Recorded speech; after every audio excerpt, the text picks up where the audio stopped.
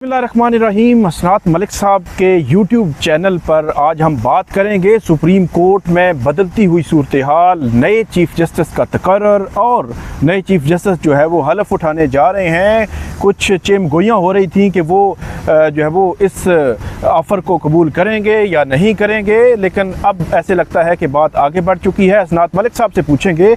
मलिक साहब, ये बताइएगा कि जस्टिस याया अफरीदी अब चीफ जस्टिस ऑफ पाकिस्तान बनने जा रहे हैं, तो किस सिनेरियो को आप क्या कहेंगे इस पर? देखिए जी, एक तो मैंने रात को ही बता दिया था कि जैसे याया अफरीदी ओहदा संभालेंगे वो इनकार नहीं करेंगे, और बज़ाहिर ये लग रहा था कि किसी की ख्वाहिश तो थी कि वो इनकार करें और जस्टिस अमीनुद्दीन खान को चीफ जस्टिस ऑफ पाकिस्तान बना दिए।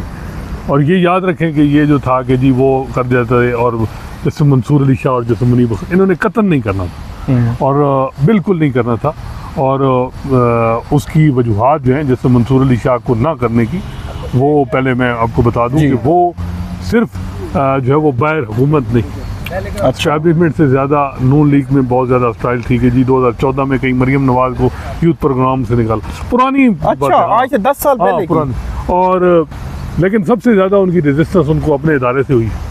और ऐसा लगा कि जिस तरह एक जो है वो आखिरी ख्वाहिश होती है ना किसी की, मैं वो कहना नहीं चाहता कि आखिरी ख्वाहिश मेरी पूरी कर दें, तो यह ऐसी आखिरी ख्वाहिश थी। और कल मेरी इत्तला के मुताबिक जो नोट जो जैसे याया चीफ जस्टिस काजी फैसल ने जो लिखा है इजाफी नोट, नहीं मिनॉरिटी में जो ओपिनियन है रिजर्व सीट में, वो जो 2 जगह पहुंचा गया है या पहुंचाया गया, और कमेटी में भी बताया जाता है कि वहाँ पहुंचा गया। तो उससे पहले ये भी खबरें थी कि वो लग तो वैसे रहा था कि कमेटी के लिए वो नोट लिखा गया है। 2 हफ्ते पहले जैसे जमाल मंदोखेल ने इतलात है कि वो अपना नोट भेज दिया था काजी फैसल साहब। और 2 हफ्ते बाद ये टाइमिंग देखें ना आप, तो मेरा ख्याल है कि जो मंसूर अली शाह साहब के करीबी वकला हैं वो तो इस चीज़ पे कन्विंस हैं कि काजी फैसल साहब का जो नोट है वो मेन वजह है जिसकी वजह से उनको जो वो किया गया है। और कल सुबह तक भी खबरें थी, और आपने देखा होगा कि बड़े बड़े लोग और ऐसे लोग जो पावरफुल सर्कल के भी करीब थे, वहाँ से भी खबरें आ रही थी कि जी जो वो जैसे मंसूर अली शाह का नाम होगा, क्योंकि सुप्रीम कोर्ट के इख्तियारात में है ही कुछ नहीं। तो वो देखिए इतना कुछ खिदमत इस निज़ाम की है काजी फैसल साहब ने, तो साथ ये भी हो कि कोई ये भी कान भरे हुकूमत के, कौन भरे ये मैं नहीं कहना चाहता सब, कि ये रिलायबल नहीं है। रिजर्व सीट के केस में जो लिखा है काजी साहब ने जी, वो भी ये है कि जी किस तरीके से, हालांकि आधी बातें लिखी हैं, जैसे मुनीब अख्तर का नहीं लिखा कि उन्होंने रिजर्व सीट के केस में फुल कोर्ट की मुखालफत की, वो चाहते थे 7 रुकनी बेंच। अच्छा, मुखालफत की उन्होंने, तो ये इन्होंने आधी बात क्यों लिखी है? मैं जो है वो बड़ा पाकबाज हूँ, और जैसे मुनीब और जैसे मंसूर जो है वो नहीं। देखें, इनकी डिमांड थी कि मैं अपने हमख्याल जज जो मेरे हमख्याल जज हैं, जो चीफ जस्टिस ऑफ पाकिस्तान नहीं बनना चाह रहे, मैं उनका बेंच बनाऊं। सब अब नाम लेना मुनासिब नहीं, और उसमें अमीनुद्दीन खान साहब की सरबराही में वो बेंच है, तो आप फैसला आपके सामने। जस्टिस मुनीब अख्तर का था कि सीनियर मोस्ट साथ का बेंच हो, और वो बेंच पर रिजाइड करें जस्टिस मंसूर अली शाह। तो यहाँ फुल कोर्ट की बात हुई, मंसूर अली शाह ने काजी फैसल साहब की बात को इत्तेफाक किया। काजी फैसल साहब ने फौजी अदालतों में सिविलियन ट्रायल के हवाले से केस में जो बेंच बनाया, वो भी मंसूर अली शाह ने इत्तेफाक किया। जो पंजाब में रेफरेंस ट्रिब्यूनल का मामला है, जिसकी वजह से ये जो निज़ाम चल रहा है, जो इलेक्शन ट्रिब्यूनल, उस लार्जर बेंच को भी मुनीब साहब इतलात है कि वो नहीं मान रहे थे, वो मंसूर अली शाह साहब ने माना। और मैं क्या बताऊं कि यहाँ तो ऐसी ख्वाहिशें थी कि जी बेंच में जैसा सतर मिला ना। अच्छा, ये ख्वाहिश थी बस। वो मैं अब इस पे बड़ा ये चीज़ें अब खुलेंगी कुछ अरसे बाद। तो मेरा ख्याल है कि जो मंसूर अली शाह साहब को ना हम ब्लेम करें जी हुकूमत, और वो तो चले सारी बातें ठीक है, लेकिन जो उनको उनकी रास्ते में रुकावट उनके अपने इदारे से कुछ बनाएगी। अच्छा, और पूरा एक चाय शीट और एक माहौल बना के कि ये रिलायबल नहीं। तो अब रिलायबल क्या, कोई जज को तो कानून और आइन के साथ रिलायबल होना चाहिए, ट्रस्टवर्दी होना। कल का जो नोट था वो मुकम्मल जो नोट वो जस्टिस मंसूर अली शाह के खिलाफ था, और ये लग रहा था कि चार्जशीट बनाकर दी गई है जी, ये लें जी, और कमेटी ने 1.5 घंटे में जस्टिस मंसूर अली शाह का बतौर chief justice Lahore high court, chief justice, फिर सुप्रीम कोर्ट, पूरा उनका पूरा जो ट्रैक रिकॉर्ड है उसको खंगाल के ये नहीं बताया कि 12 जुलाई के बाद मैंने उनको एडीआर कमेटी से फारिग किया, मैंने उनको उनके रिसर्चर तक मैंने वो जो डिप्यूटेशन है वो चीज़ें नहीं लिखाई। देखिए मेरा ख्याल है कि ये बात यही रहेगी कि जी इसमें उनको इंस्टीट्यूशन ने ही जो वो सुपरसीड में बड़ी मदद दूसरे इदारों को की है और बहुत सी चीज़ें। मेरा ख्याल है कि जो जैसे मंसूर अली शाह अगर अगस्त सितंबर में को मुलाकातें कर लेते वो ज़्यादा बेहतर था, तो अक्टूबर में फिर गहरी बात है यहाँ से भी पूरा माहौल बना। बाकी जो सवाल है कि चले मंसूर अली शाह याहिया अफरीदी चीफ जस्टिस बन गए हैं, हुकूमत इसको बहुत बड़ी विक्ट्री कह रही है, इसको कैसे देख? अच्छा ये मैं हैरान हूँ कि क्यों विक्ट्री ये कर रहे हैं। हाँ। क्योंकि हुकूमत का जो जिस निज़ाम पे चल रहा है निज़ाम, ये इंडिपेंडेंट जज को नहीं इनके लिए अफोर्ड नहीं कर सकता। अच्छा, ये मेरा ख्याल है कि ये गलत हुकूमत की है, क्योंकि गलत कह रहा है कि जी जैसे याहिया अफरीदी के बाद निज़ाम बल्कि मसला होगा। देखिए मैं आज भी कहता हूँ हुकूमत के लिए एक ही मशवरा है कि काजी फैसा ही निज़ाम के लिए बेहतर है। इस निज़ाम को अगर आपने चलाना है तो काजी फैसा को लेके आए। अच्छा, इसके अलावा ये निज़ाम नहीं चल पाएगा। मेरी ये तजज़िया है और ये बात आप देख लीजिएगा 25 के बाद आपको बहुत सी चीज़ें नज़र आएंगी। और ये जो काजी साहब ने जाते जाते अपने इंस्टीट्यूशन को जितना लेट डाउन किया, इस वक्त डिमोरलाइज हैं जजेस पूरे सुपीरियर जुडिशरी में, कुछ मोटिवेटेड भी हैं, कुछ बहुत ज़्यादा जो है वो डिमोरलाइज हैं जो। तो इस वक्त हालात ये है कि एक ऐसा इंस्टीट्यूशन, ऐसा चीफ जस्टिस चाहिए जो यूनाइट करे। और मेरा ख्याल है कि याहिया अफरीदी साहब जुडिशरी को यूनाइट करेंगे और नॉन कंट्रोवर्शियल, उनका किसी कोई ग्रुपिंग नहीं, कोई एजेंडा नहीं। ये हुकूमत को समझना चाहिए कि उनकी कोई स्ट्रॉन्ग लाइक्स एंड डिसलाइक नहीं है, वो किसी के खिलाफ हॉस्टाइल नहीं होंगे। तो ये पीटीआई के लिए भी कोई ऐसी नहीं है कि हाँ ये बात है कि बड़ी ज्यादती हुई मंसूर अली शाह साहब से, लेकिन ये हुकूमत को कोई बड़ा फेवर नहीं मिला। अच्छा, हुकूमत को फेवर मैं समझता हूँ तो बड़ा जश्न मना रहे हैं। वो कहते हैं कि 12 जुलाई के बाद हमने फैसला किया कि अब मंसूर अली शाह नहीं है, तो हमने कर दिखाया कि वो नहीं लाया। आज वो बताया जाता है कि जैसे याहिया अफरीदी आए सबसे पहले वो बताया जाता है कि मंसूर अली शाह के पास गए। अच्छा, फिर वो जैसे मुनीब के पास गए। ठीक है, काजी साहब के पास भी गए होंगे, ज़ाहिर बात है कहीं कॉन्स्टिट्यूशन बेंच न बना दे तो यहाँ ये भी मसले हैं। अब कॉन्स्टिट्यूशन बेंच का आपको खदशा है कि 25 से पहले वो भी कुछ हो सकता है? नहीं, जितना कुछ कर चुके हैं ये भी, मैं तो उनसे बईद नहीं है, वो करने को तैयार हैं और मे भी आखिरी दिन ही रेफरेंस से पहले कर दें, लेकिन वो मेरा ख्याल है अब पॉसिबल नहीं होगा। क्योंकि अब मंसूर अली शाह होते ना, अब हुकूमत ने अपना ही चीफ जस्टिस चुना है, तो किस मुँह से मंसूर यानी वो करते, वो मेरा ख्याल है कि अब पॉसिबल नहीं है। और अब तो उनका रेफरेंस है, पता नहीं, आप देखते हैं कि कितने जजेस अटेंड करते हैं, रेफरेंस कितने। और आज वकला की तरफ से भी ये नहीं आया है मुतालबा कि जी हम काले कोट पहन के ना जाएं, वाइट सूट पहन के जाएं। तो ये बात है कि जी इनके रेफरेंस के हवाले से, लेकिन मेरा ख्याल है कि आएंगे जजेस सुप्रीम कोर्ट के, मेरा ख्याल है कि मंसूर अली शाह, जस्टिस मुनीब अख्तर, मेरा ख्याल है कि मुश्किल ही लग रहा है मुझे। पता नहीं, अब देखते हैं कि उनकी क्या है, कि उनके साथ जो कुछ हो गया है वो किस तरह करेंगे। फिर वो जस्टिस याहिया अफरीदी तकरीर करेंगे, जैसे मंसूर अली शाह, वो एक एम्बेरसमेंट है ना। और काजी साहब अपनी विक्ट्री, उनकी सक्सेस सबसे बड़ी ये है कि मैंने मंसूर अली शाह को सुपरसीड करवा दिया, यही सक्सेस होगी ना।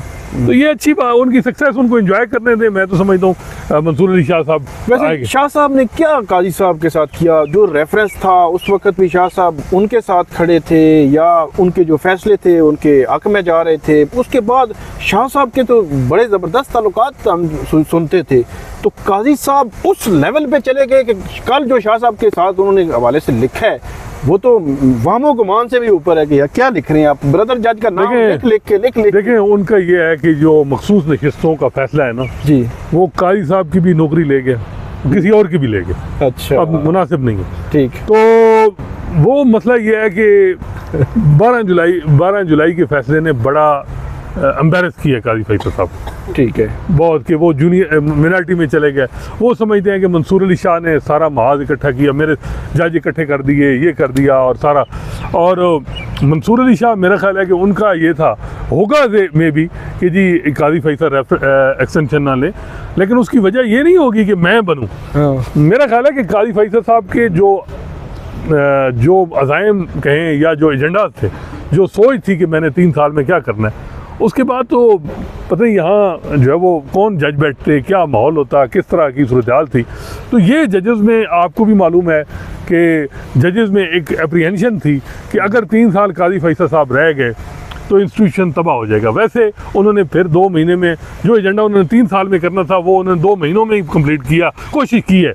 अब बड़ा डैमेज हुआ है इस इंस्टीट्यूशन, जैसे याह्या अफरीदी के लिए बहुत बड़ा इम्तिहान है कि इसको कैसे रिस्टोर करें। चैलेंजेस क्या होंगे जैसे याह्या अफरीदी के लिए? देखिए चैलेंज तो ये होगा कि हुकूमत तो अपने डिज़ायर ऑब्जेक्टिव चाहेगी और डिज़ायर ऑब्जेक्टिव के लिए आपको डंडी मारनी पड़ेगी। ठीक, बड़ा इंडिपेंडेंट जज जो होगा ना, जो फेयरली एक्ट करे और हस्टाइल ना हो। देखें जो हस्टाइल ना हो वो हुकूमत के लिए मसला नहीं करेगा। कायद साहब को यादें आएंगी इनको हुकूमत को, क्योंकि बेंच मैनेज करने पड़ेंगे। बेंच में हालांकि हुकूमत ने खुद बनाने हैं। सबसे पहले मामला तो ये है कि जुडिशल कमीशन के क़याम में मसला आएगा। वहाँ एक बहुत बड़ी ओमिशन हो गई है, वो ये है कि जी जुडिशल कमीशन 13 रुकनी बेंच होगा, 13 रुकनी मेंबर बॉडी होगी, उसमें प्रिजाइडिंग जज होगा। अब प्रिजाइडिंग जज कैसे अपॉइंट होगा? हाँ। ये मुर्गी पहले या अंडा पहले? प्रिजाइडिंग जज जो है वो कैसे अपॉइंट होगा? इस पे बड़े बड़े बल्कि हुकूमती वकला से बात हुई तो वो कहते हैं हाँ जी इसके लिए मे भी 27वीं तरमीम करनी पड़ जाए कि प्रिजाइडिंग जज कैसे बनेगा। प्रिजाइडिंग जज के लिए आप बताएं जेसीपी बैठनी है, उसमें आपको प्रिवाइजों में कहीं लिखना चाहिए था कि प्रिजाइडिंग जज जो है वो जेसी पहले बनाएगी या उससे होगा। अब प्रिजाइडिंग जज पहला कमीशन कैसे कंप्लीट होगा? बिल्कुल वो कमीशन कंप्लीट ही नहीं हो सकता। ये बड़ा मसला है प्रिजाइडिंग जज। तो इसके अलावा ये ऐसे ब्लंडर हो गए हैं उस अमेंडमेंट में जो मेरा ख्याल है कि इन जजेस ने सवालात उठाने हैं। अब ये भी है कि वहाँ मसला एक और ये भी हो जाए कि अगर जो ये 13 रुकनी बॉडी है और वहाँ 7 मेंबर कह देते हैं कि जैसे मंसूर अली शाह ही कॉन्स्टिट्यूशन बेंच के हेड हो, फिर क्या होगा? 5 जज हैं। अमीनुद्दीन खान साहब ये तो नहीं कह सकते कि मुझे बनाए मुझे बनाए, कोई पता तो नहीं हो सकता वो क्या ही थे नहीं, जिन्होंने अपनी सुप्रीम कोर्ट के 8 जजेस का फैसला का ये गैर आईनी फैसला बिल्कुल नहीं मानना। तो नहीं वो मेरा ख्याल है 25 के बाद कुछ तो होगा, कुछ बंदा अपने यानी वो कायद साहब के जाने का साया जो है वो हट जाएगा। वो जो साया है उसका असर कुछ ना कुछ तो होगा। लेकिन देखें अब वो जो 5 वो होंगे पाकिस्तान बार काउंसिल के मेंबर होंगे और कौन है 2 सेनेट से 2 कौमी असम्बली से। अब यहाँ पीटीआई कहीं पैकाट ना करे। पीटीआई के 2 वार्ड हैं जी। अगर सारे जज 5 इकट्ठे हो जाते हैं और 2 पीटीआई के मिल जाते हैं तो प्रिजाइडिंग जज मंसूर अली शाह कन्फर्म है। अब देखते हैं अमीनुद्दीन खान साहब और जमाल मंदोखेल। मेरा नहीं ख्याल कि जैसे याह्या अफरीदी क्या इस पे करें कि क्या। हाँ उस वक्त में भी था कि आप अगर जैसे मंसूर अली शाह को बना रहे थे तो मे भी उस वक्त होता जी अंडरस्टैंडिंग होती जी कि आप ये बना दें। तो अब तो मर्जी अपनी की है तो प्रिजाइडिंग जज तो वो अपनी मर्जी का मे भी बनाए। लेकिन 25 के बाद आपको बड़ी चेंजेस नजर आएंगे। अच्छा मसला ये है कि जैसे याह्या अफरीदी का एजेंडा जो कहते हैं कि नहीं है ना, उनके कई उस तरह की सूरत हाल है, तो जब एक इस किस्म का बंदा नहीं होगा तो हाई कोर्ट मजीद आज़ाद होंगी, एम्पावर होंगे जजेस, तो मसले तो ज़्यादा हाई कोर्ट में आते हैं। बिल्कुल। फिर सुप्रीम जुडिशल काउंसिल में मसला ये है कि तीनों जजेस मुनीब अख्तर जैसे मंसूर अली शाह और जैसे याह्या अफरीदी हो, तो आप निकालेंगे कैसे जज? बिल्कुल। तो ये जो कहना ना कि जैसे याह्या अफरीदी ये वो, तो मेरा ख्याल है कि गलत रीड हुकूमत कर रही है। वो कारी साहब वाले मज़े नहीं होंगे। अच्छा हाँ, वो सहूलत जो है वो सहूलतकारी वो कोई नहीं दे सकता, वो नहीं मिलेगी, वो नहीं मिलेगी। अच्छा वो जो एक बात आपने की थी कि वो जो मीटिंग मिनट्स चीफ जस्टिस काजी फाइसा ने ये कहा कि मैंने ये प्रपोज किया था क्योंकि हम ऐसे बेनिफिशरी हो सकते हैं कि हमें नहीं बैठना चाहिए, लेकिन जस्टिस मुनीब और जस्टिस मंसूर ने उससे इख्तलाफ किया, इससे एक बड़ा गलत तासुर गया है। लेकिन एक चीज़ नाज़रीन को मैं बता दूँ, अरशद शरीफ के केस में जो मीटिंग मिनट्स थे वो भी अधूरे जारी किए गए, जो काजी साहब की फेवर में जा रहे थे वो उन्होंने जारी कर दिए। बाद में जस्टिस मुनीब और जस्टिस मंसूर ने दोबारा से वो एडिशनल जो है वो मीटिंग मिनट्स जारी करवाए थे। तो ये क्या सीन है? मतलब आप अपने हक वाली बात जो है वो कर देते हैं, जो बात पूरी हुई है वो क्यों नहीं लिखते? देखिए मिनट्स पहले तो जारी नहीं होते थे। मिनट्स में भी डंडी मारी जाती थी। एक फुल कोर्ट मीटिंग हुई थी, आपको याद है? जी 6 जजेस, उसके मिनट्स किधर है? वो मिनट्स जरा पता कराएं वो कहाँ है। तो ये बहुत सी चीज़ें हैं जो आएंगी और मेरा ख्याल है कि अच्छी बात है कि स्टेबिलिटी आए। अब हुकूमत कह रही है कि जज आ गए याह्या अफरीदी, तो अब बस कायम रहे उस पर। मैं ये कहूँगा कि जो भी है, मैं भी क्या पता वो क्या लेकिन ये ना होना कि अमूमन इनके बारे में मशहूर भी है। वैसे आप जो कह रहे हैं ना बार बार कि हुकूमत अपनी बात पे अब कायम रहे, वो उन्होंने सोचना शुरू कर देना है कि ये बार बार क्यों कह रहे हैं अपनी बात पर कायम रहे। देखिए मुझे उनके मिजाज का पता है। देखिए याह्या अफरीदी साहब का पास देखे ना, याह्या अफरीदी 9 मार्च को मुशर्रफ निकाला गया, इफ्तिखार चौधरी को निकाला गया। 10 मार्च को सबसे पहले 184(3) की पिटीशन याह्या अफरीदी ने फाइल की थी सुप्रीम कोर्ट में। अच्छा, ये बड़ा हिस्टोरिकल। और दूसरा, परवेज मुशर्रफ के CNIC को ब्लॉक करने का ऑर्डर याह्या अफरीदी साहब ने स्पेशल कोर्ट के बीइंग हेड किया था। ठीक है। एक आर्मी चीफ उस वक्त तो जिंदा थे ना, खाई साहब ने तो मरे हुए को यानी वो प्रोसिक्यूशन हुआ, वो उनकी जो उनके CNIC ब्लॉक कराया जी। तो कुछ ना कुछ तो बंदे में जरासीम होते हैं ना, तो कई मर जाते हैं, कई रहते हैं वो जरासीम। तो मेरा ख्याल है कि ये जो याह्या अफरीदी साहब को ना आप ये कह सकते हैं कि वो चाहे कारी साहब का अपना रेफरेंस हो, प्रेसिडेंशियल रेफरेंस, तो जो 3 जजेस ने FBR में उनको ना भेजने की बात की, वो कारी साहब याह्या अफरीदी साहब थे। याह्या अफरीदी साहब ने कहा कि उन लोगों के खिलाफ कार्रवाई करें। हालांकि मंसूर अली शाह ने भी नहीं कहा कि जिन्होंने FBR का डेटा निकाला है कारी फैसल साहब और उनकी फैमिली।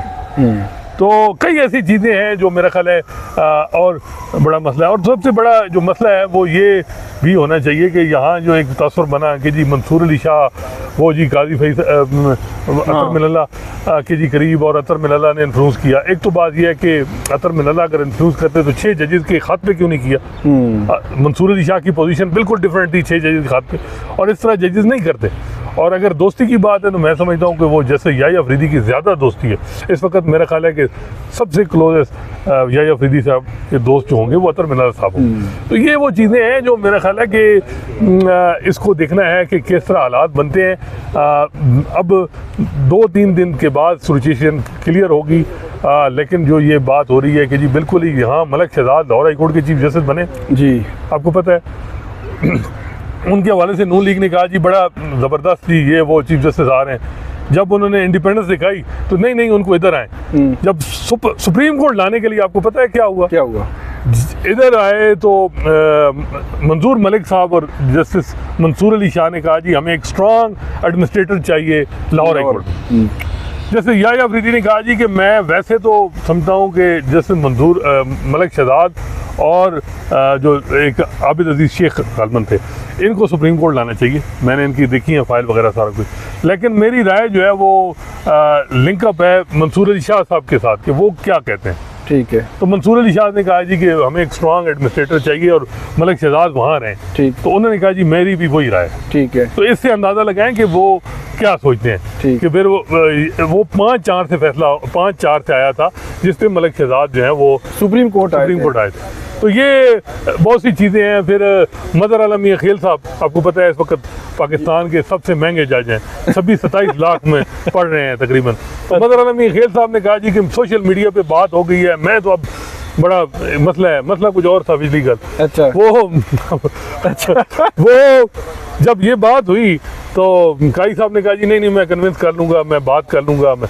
तो जैसे याह्या और मंसूर अली शाह साहब ने कहा जी एक जज जो है वो कहता है कि मैं सोशल मीडिया से मुतासर होता हूँ, ये है वो है, यानी वो नहीं सोशल मीडिया का प्रेशर बढ़ा है और मैं नहीं आना चाहता। तो उन्होंने कहा ऐसा तो फिर जज रह ही नहीं सकता। दोनों की राय एक ही थी। अच्छा। तो मेरा ख्याल है कि ये देखें अभी होता है क्या, इतनी जल्दी मैं समझता हूँ किसी को भी नहीं मिठाई खानी चाहिए। ये वैसे कुर्सी जो है ये कोई पता नहीं काई साहब से भी ज्यादा आगे चले जाएं याह्या अफरीदी साहब। अच्छा। तो किसी को भी नहीं पता, किसी को नहीं पता होता कि जस्टिस काजी फाइसा और चीफ जस्टिस काजी फाइसा में बहुत फ़र्क था। अब जस्टिस जो है वो याह्या अफरीदी और चीफ जस्टिस याह्या अफरीदी में क्या फ़र्क होगा। लेकिन मलिक साहब जो बार बार कह रहे हैं ना कि ये मिठाई खाने में जल्दी ना करें, इसको आपने देखिए हाई कोर्ट में अगर हाई कोर्ट में उन्होंने अगर वो आमिर फारूक साहब को सुप्रीम कोर्ट ले आते जी फिर क्या होगा?